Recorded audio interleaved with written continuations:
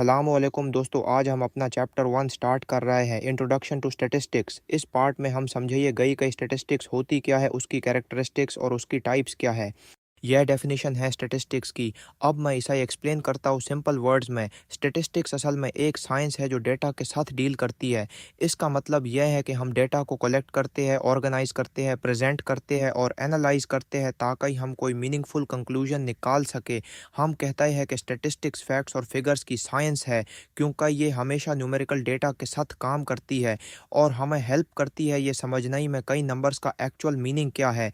यह डेफिनेशन है characteristics of statistics की। अब मैं एक्सप्लेन करता हूँ सिंपल वर्ड्स में। ये वो खासूसियत है जो हर स्टैटिस्टिकल डेटा में होती है। चलिए एक एक कर कई समझते हैं। Number 1, statistics aggregates of facts होती है, मतलब ये सिर्फ ग्रुप डेटा पर काम करती है, किसी एक इंडिविजुअल फैक्ट पर नहीं।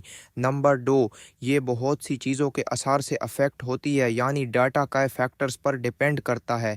नंबर 3, स्टैटिस्टिक्स न्यूमेरिकली एक्सप्रेस्ड होती है, यानी ये हमेशा नंबर्स में होती है, वर्ड्स में नहीं। नंबर 4, ये रीजनेबल एक्यूरेसी तक एस्टिमेट की जाती है, एग्जैक्ट रिजल्ट पॉसिबल नहीं होता। नंबर 5, स्टैटिस्टिक्स सिस्टमैटिक मैनर में कलेक्ट की जाती है, रैंडम नहीं। नंबर 6 और आखिर में ये कंपैरेबल होती है, मतलब हम अलग जगह या टाइम के डेटा का कंपैरिजन कर सकते हैं।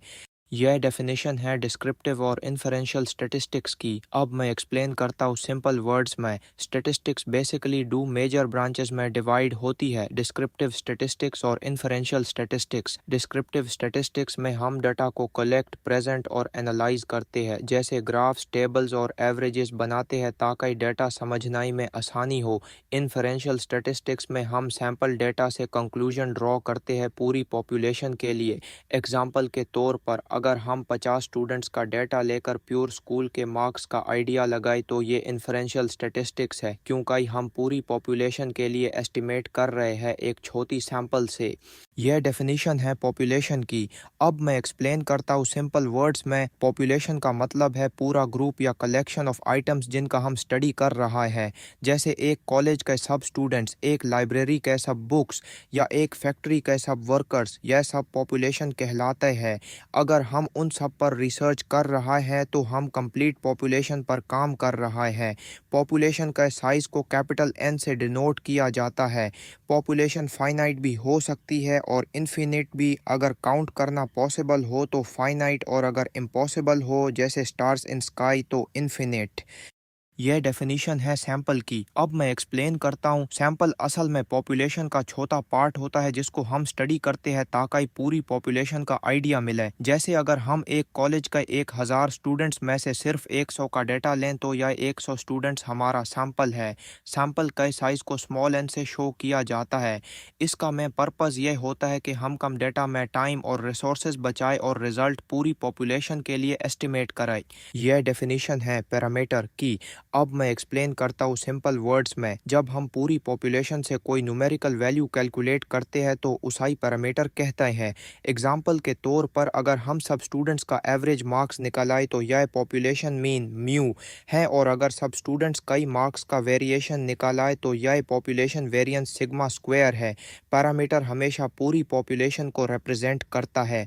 यह डेफिनेशन है स्टैटिस्टिक की। अब मैं एक्सप्लेन करता हूँ। जब हम सैंपल डाटा से कोई वैल्यू कैलकुलेट करते हैं तो उसे स्टैटिस्टिक कहते हैं। जैसे अगर हम 100 स्टूडेंट्स का मार्क्स का एवरेज निकाला तो यह सैंपल मीन x है, और अगर हम उन्हीं का मार्क्स में वेरिएशन देखी तो यह सैंपल वेरिएंस S2 है।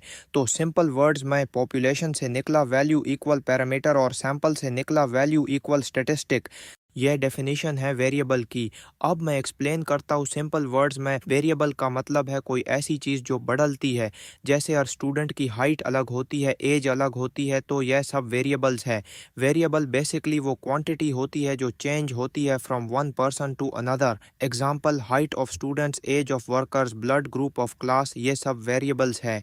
यह डेफिनेशन है कांस्टेंट की। अब मैं एक्सप्लेन करता हूँ सिंपल वर्ड्स में। कांस्टेंट का मतलब है वो वैल्यू जो चेंज नहीं होती। जैसे वीक में डेज हमेशा 7 होता है या पी की वैल्यू 3.142 होती है, तो यह सब फिक्स्ड वैल्यूज़ है, इसलिए इन्हें कांस्टेंट्स कहता हैं। अब चलिए समझते हैं वेरिएबल्स का टाइप्स। वो दो मेन कैटेगरीज में डिवाइड होते हैं, क्वालिटेटिव वेरिएबल और क्वांटिटेटिव वेरिएबल। ये डेफिनेशन है क्वालिटेटिव वेरिएबल की। अब मैं एक्सप्लेन करता हूँ सिंपल वर्ड्स में। क्वालिटेटिव वेरिएबल वो होता है जिसे नंबर्स में एक्सप्रेस नहीं किया जा सकता, जैसे blood group, colour of car या जेंडर। इन सब को हम वर्ड्स या सिंबल्स में लिखती हैं, नंबर्स में नहीं। नोट: अगर कोई डाटा सिंबॉलिकली एक्सप्रेस हो लाइक एम, एफ एट्सेट्रा, तो वो क्वालिटेटिव डाटा कहलाता है। ये डेफिनेशन है क्वांटिटेटिव वेरिएबल की। अब मैं एक्सप्लेन करता हूँ सिंपल वर्ड्स में। क्वांटिटेटिव वेरिएबल वो होता है जिसे नंबर्स में एक्सप्रेस किया जा सकता है, जैसे स्टूडेंट्स की हाइट, फैक्ट्री वर्कर्स की एज या salary of employees. Quantitative variables के दो टाइप्स होते हैं, डिस्क्रीट वेरिएबल और कंटिन्यूअस वेरिएबल। ये डेफिनेशन है डिस्क्रीट वेरिएबल की। अब मैं एक्सप्लेन करता हूँ सिंपल वर्ड्स में। डिस्क्रीट वेरिएबल वो होता है जिसमें वैल्यू सिर्फ होल नंबर्स होते हैं, फ्रैक्शंस नहीं, जैसे number of students in a class, number of rooms in a school, number of cars in a street. इन सब में काउंटिंग होती है, इसीलिए ये डिस्क्रीट डेटा है। यह डेफिनेशन है कंटिन्यूअस वेरिएबल की। अब मैं एक्सप्लेन करता हूँ। कंटिन्यूअस वेरिएबल वो होता है जिसमें वैल्यूज़ फ्रैक्शंस भी हो सकती है, मतलब मेजरमेंट डेटा होता है, जैसे height 160.5 centimetres, temperature 36.8 degree Celsius या वेट 55.2 किलोग्राम्स। यह सब कंटिन्यूअस वेरिएबल के एग्जांपल्स है। याद रखिए, discrete variable equals counting data, continuous variable equals measurement data. यह डेफिनेशन है डेटा की। अब मैं एक्सप्लेन करता हूँ सिंपल वर्ड्स में। डेटा का मतलब है वो फैक्ट्स और फिगर्स जो किसी स्टडी या इंफॉर्मेशन सोर्स से रिलेटेड होता है। सिंपल वर्ड्स में डेटा वो नंबर्स होता है जो किसी सिचुएशन को डिस्क्राइब करते हैं। फॉर एग्जांपल, अगर हम स्टूडेंट्स के मार्क्स, वर्कर्स की सैलरी या टेम्परेचर रिकॉर्ड करें तो यह सब डेटा कहलाता ही है। अब स्टैटिस्टिक्स में डेटा दो टाइप्स का होता है, प्राइमरी डेटा और सेकेंडरी डेटा। यह डेफिनेशन है प्राइमरी डेटा की। अब मैं एक्सप्लेन करता हूँ सिंपल वर्ड्स में। प्राइमरी डेटा वो होता है जो पहली बार कलेक्ट किया जाता है किसी स्पेसिफिक पर्पस के लिए। यह डाटा ओरिजिनल होता है और डायरेक्टली सोर्स से लिया जाता है। एग्जाम्पल के तौर पर, अगर आप खुद स्टूडेंट से उनके मार्क्स या सैलरी पूछ रहा हो या आप खुद सर्वे कर रहा हो तो यह प्राइमरी डेटा है। यह डेफिनेशन है सेकेंडरी डेटा की। अब मैं एक्सप्लेन करता हूँ सिंपल वर्ड्स में। सेकेंडरी डेटा वो होता है जो ऑलरेडी कलेक्ट हो चुका होता है किसी और पर्सन या ऑर्गेनाइजेशन के ज़रिए और आप उसे अपनी स्टडी में यूज़ कर रहा हो। इन अदर वर्ड्स, डाटा जो कलेक्टर के लिए प्राइमरी था वो यूज़र के लिए सेकेंडरी बन जाता है। एग्जाम्पल के तौर पर, अगर आप गवर्नमेंट रिपोर्ट्स, रिसर्च पेपर्स या वेबसाइट से डाटा ले रहा हो तो यह सेकेंडरी डाटा है। यह डेफिनेशन है कलेक्शन ऑफ डेटा की। अब मैं एक्सप्लेन करता हूँ सिंपल वर्ड्स में। डेटा कलेक्ट करना स्टैटिस्टिक्स का सबसे पहला और इम्पोर्टेंट स्टेप है। कलेक्शन ऑफ डेटा दो तरह से होती है। Number 1, collection of primary data.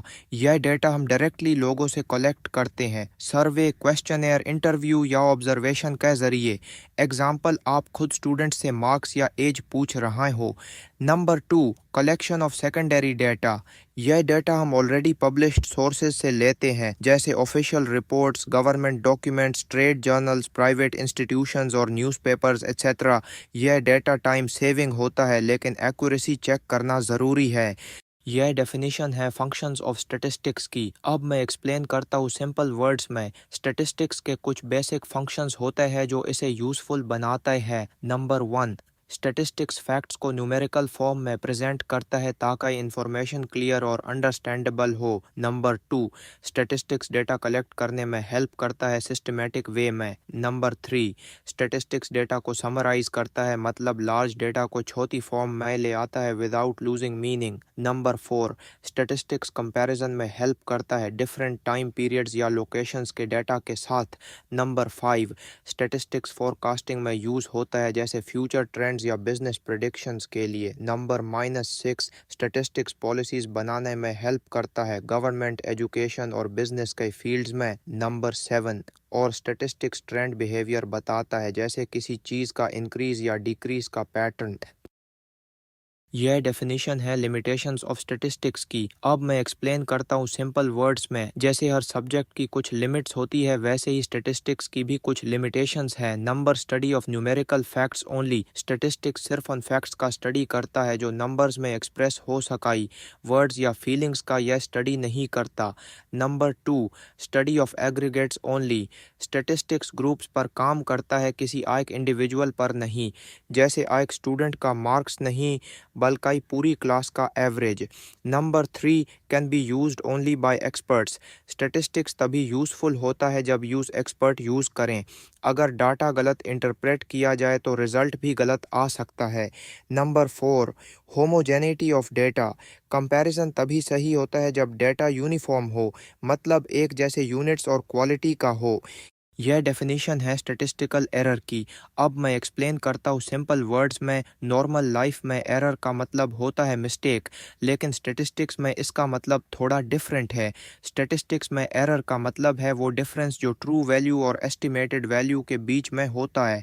मतलब जब हम किसी चीज़ का एस्टिमेशन करते हैं तो वो एग्जैक्ट वैल्यू से थोड़ा ऊपर या नीचे हो सकता है, और यही डिफरेंस स्टैटिस्टिकल एरर कहलाता है। एग्जाम्पल के तौर पर, अगर हम किसी फैक्ट्री का एवरेज प्रोडक्शन एस्टिमेट करें और वो एक्चुअल प्रोडक्शन से थोड़ा कम या ज़्यादा हो, तो यह डिफरेंस स्टैटिस्टिकल एरर है। याद रखिए, स्टैटिस्टिक्स में परफेक्ट एक्यूरेसी पॉसिबल नहीं होती, इसलिए हर स्टडी में थोड़ा बहुत एरर रह जाता है। अब बात करते हैं कि हम स्टैटिस्टिकल एरर को मेजर कैसे करते हैं। स्टैटिस्टिक्स में मेनली दो तरह के एरर्स होते हैं, एब्सोल्यूट एरर और रिलेटिव एरर। चलिए दोनों को शॉर्ट और सिंपल वर्ड्स में समझते। ये डेफिनेशन है एब्सोल्यूट एरर की। अब मैं एक्सप्लेन करता हूँ। एब्सोल्यूट एरर सिंपली डिफरेंस होता है एक्चुअल वैल्यू और एस्टिमेटेड वैल्यू के बीच में। फॉर्मूला भी सिंपल है, absolute error equal to actual value estimated value. Example के तौर पर, अगर एक्चुअल वैल्यू 7000 है और एस्टिमेटेड वैल्यू 6 है, 1500 है, तो एब्सोल्यूट एरर 7000 माइनस 6500 इक्वल्स 500। मतलब हमारा एस्टिमेशन 500 का डिफरेंस रखता है एक्चुअल वैल्यू से। यह डेफिनेशन है रिलेटिव एरर की। अब मैं एक्सप्लेन करता हूँ। रिलेटिव एरर बताता है कि एरर एस्टिमेटेड वैल्यू के मुकाबले में कितना है। इसे हम फार्मूला से निकालते हैं। रिलेटिव एरर सबिंग absolute error estimated value. Example, absolute error किंद 500 एस्टिमेटेड वैल्यू किया 6500, तो relative error 500 divided by 6500 equal 0.08। अगर हम इसे परसेंटेज में लिखना चाहते हैं तो 0.08 इंटू 100 इक्वल्स 8%। तो हम कह सकते हैं कि एस्टिमेशन में 8% का एरर हुआ। यह मेथड यूज़ होता है जब हम रियल लाइफ डेटा में डिफरेंस चेक करना चाहते हैं, जैसे पॉपुलेशन एस्टिमेट, सेल्स प्रेडिक्शन या एग्ज़ाम रिजल्ट्स का कंपैरिजन। अब दोस्तों, आज हम बात कर रहे हैं पास्ट पेपर क्वेश्चंस की, जो चैप्टर एक इंट्रोडक्शन टू स्टैटिस्टिक्स से अक्सर एग्जाम में रिपीट होते रहे हैं। याद रखिए, सेक्शन बी में टोटल 14 शॉर्ट क्वेश्चंस होते हैं, जिनमें से आपको नए अटेम्प्ट करने होते हैं और हर क्वेश्चन 4 मार्क्स का होता है। तो अगर आप ये इंपॉर्टेंट रिपीटेड क्वेश्चंस कवर कर लोगे तो आपके मार्क्स सिक्योर हो जाता है। यह पहला क्वेश्चन है, distinguish between descriptive and inferential statistics. यह क्वेश्चन 3 साल रिपीट हुआ है, 2009, 2010 और 2093 में। इस क्वेश्चन में एग्जामिनर पूछता है कि आप दोनों टाइप्स के डिफरेंस क्लियर बताओ। तो यह क्वेश्चन बहुत इंपॉर्टेंट है। इसको कॉन्सेप्चुअली समझ लेना ज़रूरी है क्योंकि ये रिपीटेडली आता है।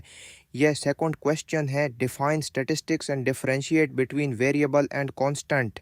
यह 2011 में आया था। इस क्वेश्चन में आपको स्टैटिस्टिक्स की डेफिनेशन लिखनी होती है और उसके बाद क्लियरली डिफरेंस लिखना होता है बिटवीन वेरिएबल और कांस्टेंट, जैसे हमने इस वीडियो में डिस्कस किया था।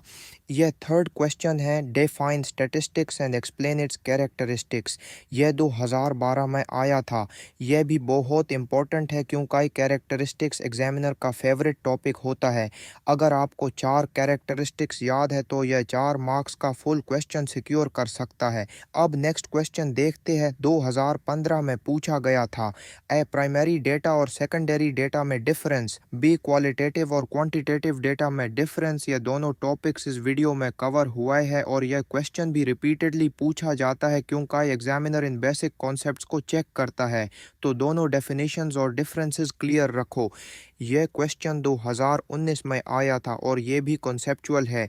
Classify the following as discrete और कंटिन्यूअस वेरिएबल। क्वेश्चन में 5 स्टेटमेंट्स दी गई थी। A number of students in a class, B quantity of milk from a cow, C height of students, D life time of bulbs, E number of shirts sold per day. आपको बस बताना होता है कि कौन सा डिस्क्रीट है और कौन सा कंटिन्यूअस। अगर डेटा काउंटिंग में आता है तो डिस्क्रीट और अगर मेजरमेंट में आता है तो कंटिन्यूअस, और सिंपल लॉजिक से सॉल्व होता है।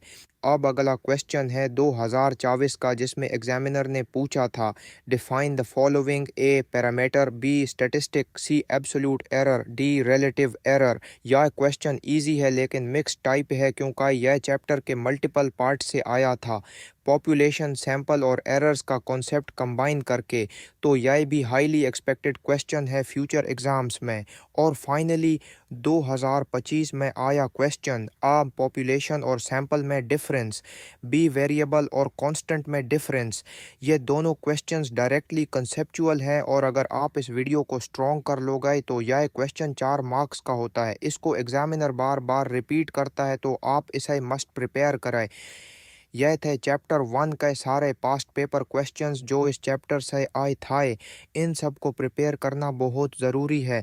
तो दोस्तों, यह था स्टैटिस्टिक्स का पहला चैप्टर, इंट्रोडक्शन टू स्टैटिस्टिक्स।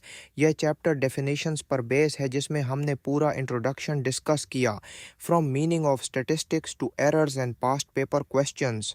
अगर आपको ये वीडियो पसंद आई हो तो मुझे फीडबैक ज़रूर देना, क्योंकि अगर इस वीडियो पर अच्छा रिस्पांस आया तो मैं आपके लिए फर्स्ट ईयर स्टैटिस्टिक्स का chapter 2, presentation of data, YouTube पर स्टार्ट करूँगा इंशाल्लाह।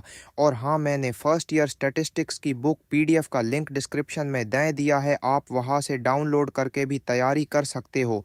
अगर आपको ये वीडियो पसंद आई है तो चैनल को सब्सक्राइब करें और दोस्तों के साथ शेयर करें ताकि सबको फ़ायदा हो।